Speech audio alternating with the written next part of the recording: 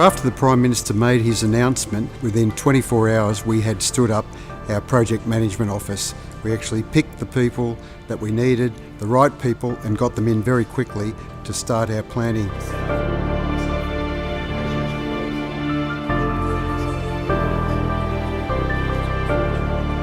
The pre-deployment training was critical to the success of the project once again, because it was at that stage that first of all we introduced all the people who'd been selected to deploy overseas. We were able to introduce them to a number of topics like putting on their personal protective equipment, about security, and really give them information about what they were volunteering for. And we thought that was really important, not only for us, because we wanted to make sure that we were sending the right people, but also for them, that they knew that this was what they wanted to do. It's important that at Aspen Medical that we get all the right people together. So we make it our business to make sure that we get subject matter experts, health experts, security experts, experts on the treatment of Ebola virus disease, by making sure we bring them in from all around the world. But having defence at our core, then that really helps us when we're doing our standing up the operation, when we're doing our planning, and when we're doing our delivery, because it's second nature to a lot of those people. That's what they've done all their life. Back home in Australia, throughout the West, anyone who went to these areas and then came back home, there would always be the risk that they would bring that virus home, and it might be at random. It might affect a hospital in Queensland or New South Wales, and then secondarily infect a healthcare worker in that environment. We simply cannot allow that to happen. So it's in the interests of everybody in the world to bring this epidemic to a halt. I volunteered because I believe that where you live shouldn't determine whether you live. I'm lucky enough to live in Australia and have the skills, have been given the skills and taught the skills to be able to go over there and help. So I believe it's the right thing to do. I've had a mixed response from my family and my friends. They're obviously concerned. They're worried that obviously I could get Ebola and die. I've reassured them that I think that's a small risk and that we're very well prepared. But some are supportive and some are saying, well, we understand, we'd rather you didn't go, John, but we understand. So no one's sort of said, you're bloody stupid. They might think that, but at least they've been polite enough not to tell me. L'Afrique est pleine de tristesse, de voir nos familles mourir. Ne touchons pas nos malades, ne touchons pas nos mourants. Tout le monde est en danger. Les jeunes et les anciens, il faut agir pour nos familles. Ebola, Ebola, invisible ennemi. Ebola, Ebola, invisible ennemi. Ebola, Ebola, invisible ennemi. Ebola, Ebola. Ebola, tu es notre ennemi. Some of the team have gone on to Calhoun to stay at the MSF Ebola Treatment Centre and get some real-time experience in the red zone. The rest of us have come back to Freetown. We're going to start to set up our own Ebola Treatment Centre and to start to train the national staff. The momentum of this mission is beginning to accelerate. It's getting more exciting. It's getting more challenging. Let's see what happens in the next week or two.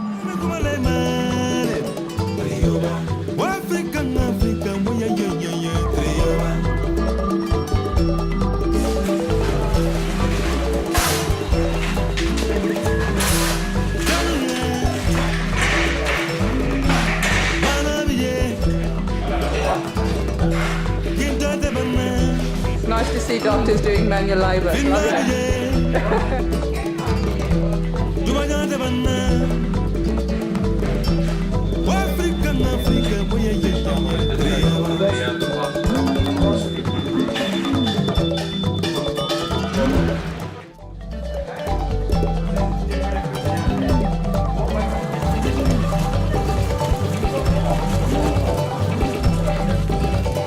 Come a hell of a long way in the last couple of weeks.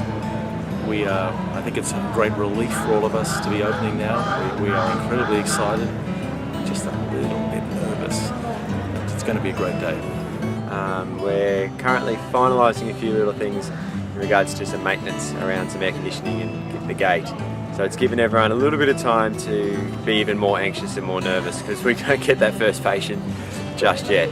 We're all tired. The Australians have done a great effort, the Nationals have done a great effort, but we're kind of strangely excited. Thank you, Australia. Thank you, Sierra Leone.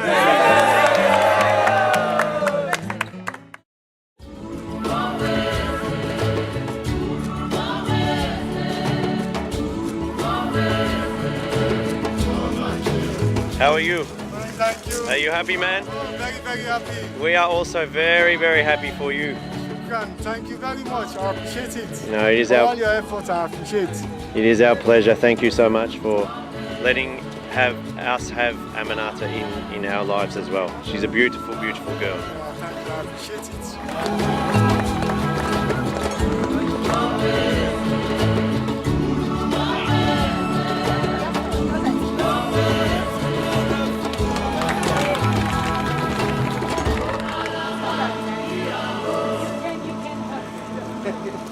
Nobody don't play like you. Don't free.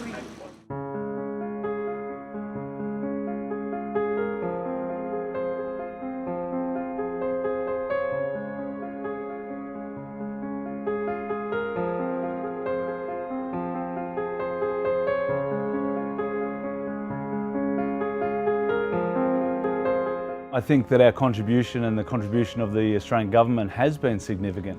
There's 35 survivors, but it's beyond that. There's we've had a large number of deaths. I'm very confident that the way that we've managed people, as well as treating them with dignity and assisting them die in comfort, where we've had to do that, we've also stopped those people from infecting other people. One contact, one death can result in another 50 infections. So there are countless people that I believe we've stopped from contracting Ebola.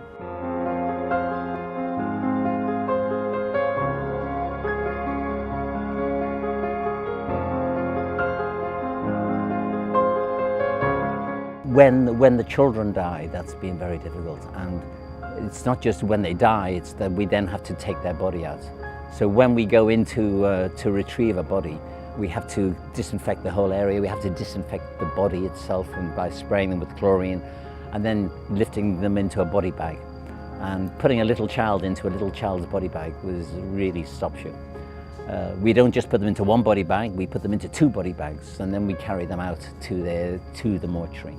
So I think that's probably been the most challenging time for me in this mission.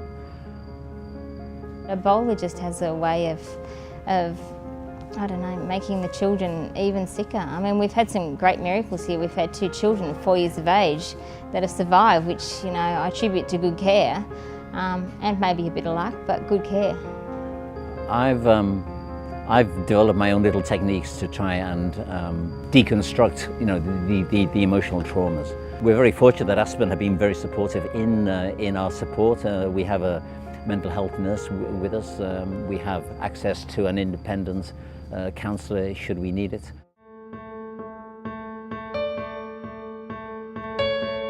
Since we've been here, we've refined our PPE, or personal protective equipment, so that now we are super safe.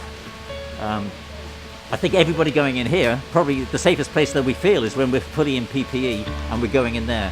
And if you ask around the staff, you'll say they all feel safe. There are a significant number of components that come together so that we can deliver healthcare, and it's everything that you can think of.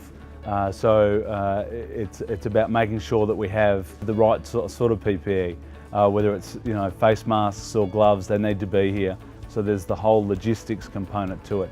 It's making sure we can get our staff to site. So it's about having a fleet of vehicles, managing those vehicles the right place, the right time, making sure that they're serviced.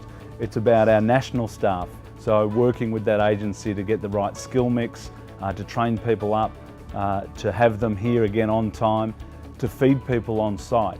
You know, in February we were averaging over 600 meals a day. It is absolutely about that synchronisation to set the conditions, to look after people that really need help right now. I must admit that when we started, I think everybody was anxious. Are we ready? Can we really cope? And I can say, in retrospect, that we have just come such a long way that we were ready. That we couldn't have done really much more than we could at the time. But we've come such a long way in that, in learning about Ebola, in gaining experience on Ebola, and just being well supported by Aspen. So that has been a wonderful process, and now where we are is so much higher. And slowly we've just gained experience and gained confidence, so that we are now treating the Ebola far more aggressively. Our greatest asset, the greatest thing that we've seen, is our national staff. When they have just blossomed. When we opened, people would hardly touch the patients, they were so scared. They have just been like sponges to gain their knowledge and the experience. And they are now just so capable and so competent that that allows us to do far more with our patients. And that's been one of the great joys of being here. My highlight of being here, I must say, was probably 2 of the children that survived. Well, 2 children and 2 of the ladies that survived. So I did get to shake my booty on the outside with Mariachi, and I promised her that. And I promised to dance with Howard. And 2 of the kids, Abdul, who survived, he was 4, Abdul Manas, and Abdul survived the other day, who was 7. So we did do a horse piggyback to the gate out. So that kind of made my day, and it made his, because he's been looking at me and I've been dancing with him in there. And yeah, there's really good positives, and yeah, my kids are really supportive of me being here, so that's probably really one of the positives for me too. I mean, I look down at our survivor board, which is just down the back of the camp, and I can see 34 hands on there, and that's 34 hands that may not have made it there without our care. And I know definitely of at least 5 that would never have made it there without almost 24/7 care. So yeah, I do think we made a difference, and in the big picture, any little difference will actually assist Africa. So.